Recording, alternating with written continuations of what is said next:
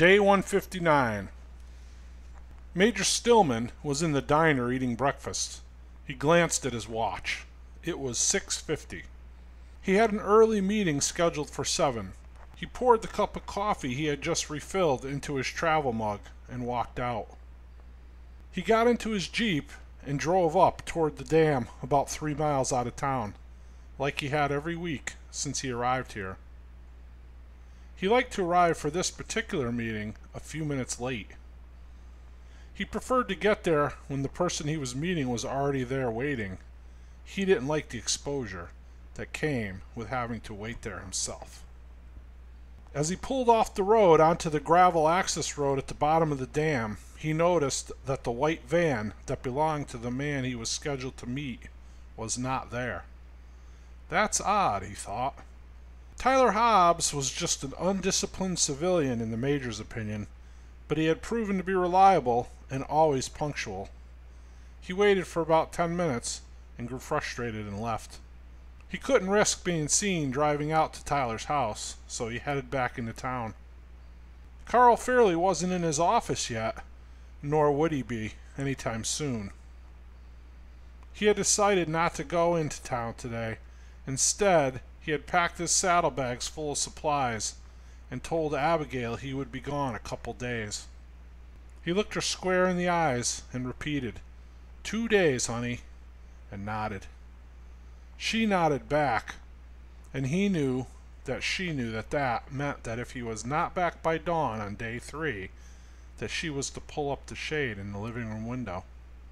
He hugged her and whispered, "Don't worry, honey, just a routine trip." Weren't they all, she thought. She just smiled and kissed him goodbye.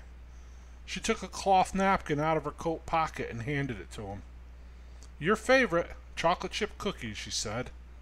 "I made them yesterday." He smiled and slid them into his pocket. He looked at Zeb and told him to mount up and ride with him a ways. The 2 men took off toward the mountains. Carl proceeded to tell Zeb about the window shade signal. He told him about the man in Virginia and about how someone broke into his office yesterday. He told him almost everything. He told him more than he should have. He stopped on the trail about a mile or so from the house. He looked at Zeb and told him, "Son, what I have told you cannot be repeated to anyone ever. I should not have even told you. By doing so, I have breached every security protocol in the book.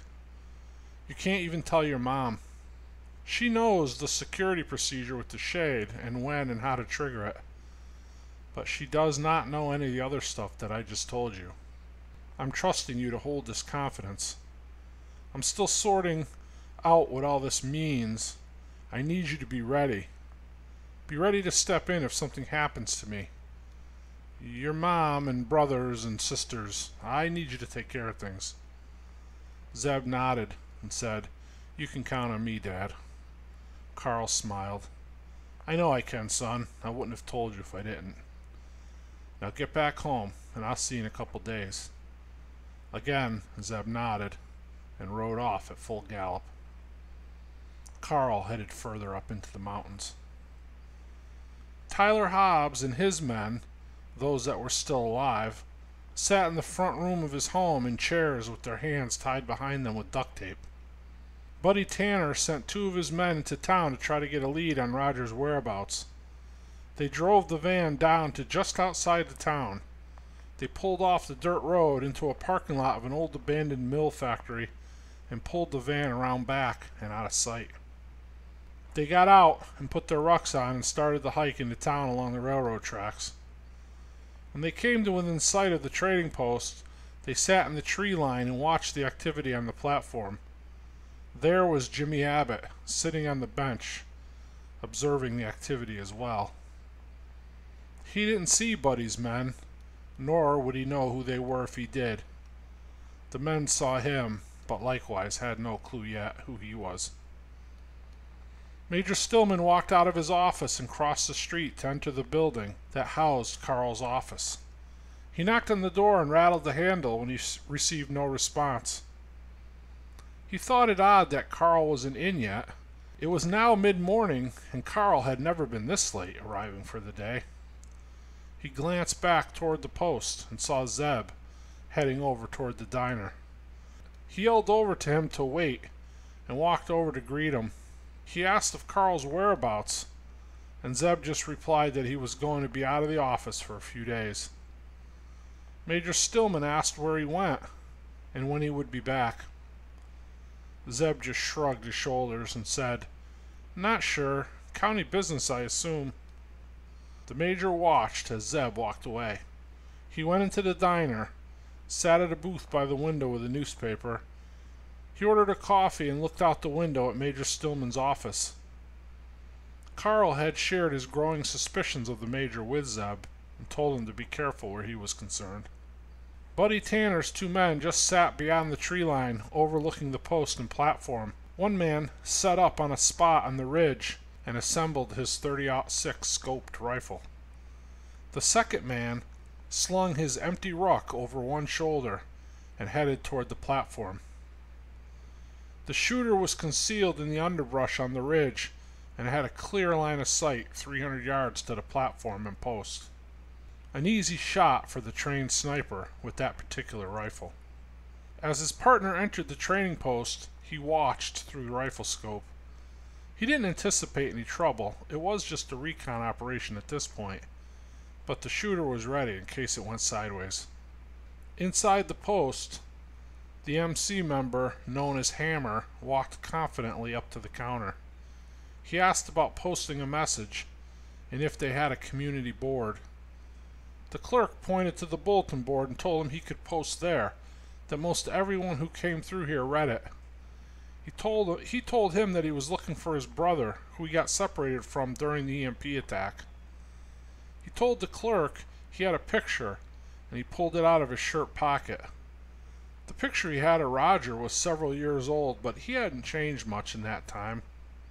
The clerk paused as he studied the picture of Roger in his club cut, proudly displaying his airborne tattoo.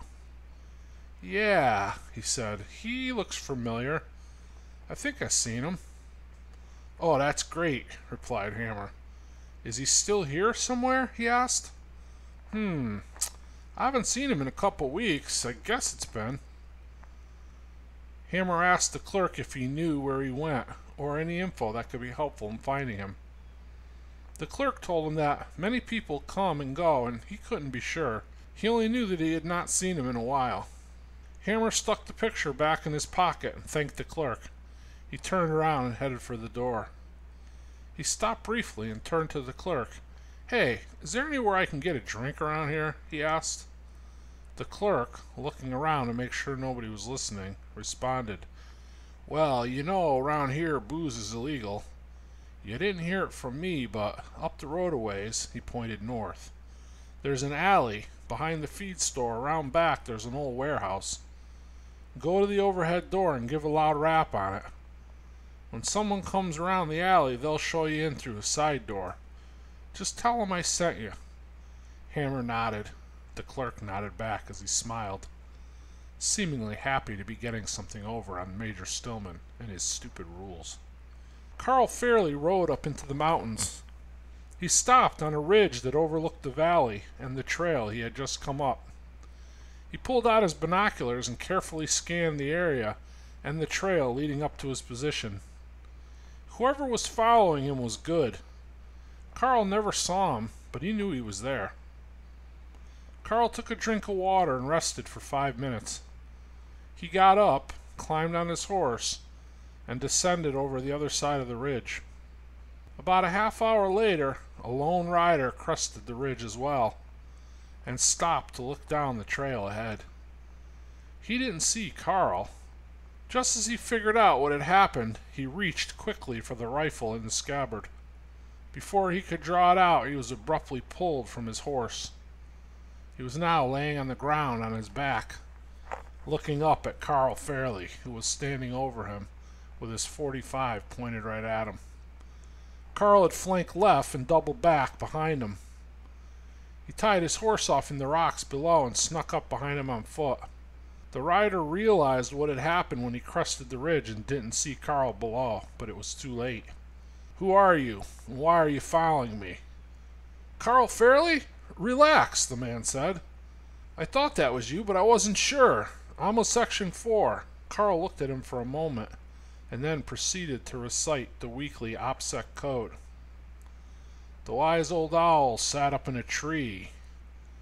The man responded, the more he saw, the less he spoke. Carl spoke again. The less he spoke, the more he heard. The man responded again. Wasn't that owl a wise old bird? Then Carl said, 63987, with which the other man answered, 67240. Carl holstered his .45 and extended the man his hand and helped pull him up to his feet. I didn't expect to run into you way down here.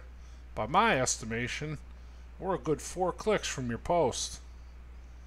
Yeah, that's about spot on. I'm on my way back from a security check on location 1. Come on, let's get to my post before night falls. The two men mounted up and rode up further into the mountains. They arrived at their destination just after dark. It was a small cabin in the middle of a vast mountain range, hidden well beneath a large pine grove. The man with Carl announced himself before they walked in. It was warm. There was a fire going in the wood stove and something smelled really good. Another man inside got up to greet them, and he was introduced to Carl. Leonard was the man who rode up with Carl. His partner Frank was cooking a big pot of chili, and the three sat down to eat. Section 4 was a covert security and observation detail. It consisted of 10 two-man teams spread out for miles throughout the region. This team and one other 10 or so miles away were the only ones who knew who Carl Fairley was. They did not know his current mission or the details of his operation. They only knew they were there to run security for his op and provide support if needed. Carl usually communicated with the control agent in Virginia via the ham radio. When sensitive info needed to be passed, they had a system in place to accommodate that. Now, however, in light of the fact that someone broke into Carl's office and his cover may be blown, the protocols were changing. The man in the communications bunker in Virginia needed a file that Carl had. They couldn't trust the usual system for fear it may have been compromised. The backup protocol was for Carl to get the file to Section 4, and they would relay it to the control agent in Virginia. Carl, of course, never knew how this task would be carried out. He pulled the sealed manila envelope out of his saddlebag and handed it to Leonard. Carl informed them that he was going to make camp outside for the night.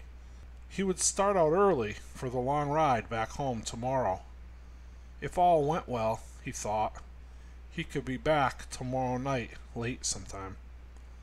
Leonard invited him to roll out his sleeping bag on the floor in front of the wood stove, instead of sleeping outside. Carl agreed.